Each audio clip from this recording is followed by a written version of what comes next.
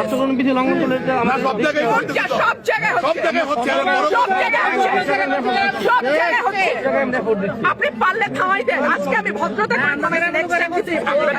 আঙ্গুল দেখে আপনারা কিছু করতে পারেন না। এইরকম দেখাই আপনাদের খোঁজ নেন, প্রশাসনের বৈশা আছেন, খোঁজ নেন।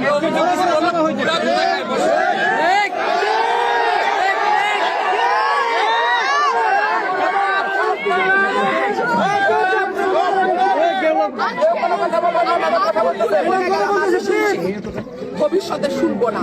আর আমার আমি যদি না বলি এখান থেকে বাইরে হতে পারবেন না স্যার, মাথায় রাখেন। শেখ হাসিনার সময় আপনারা যাদের কথা এখন চলতেছেন তারা কানে ধরে খাটের নিচে থাকতো স্যার। আমি রুমিন পাহাড়া, কোনো দল লাগে না আমার।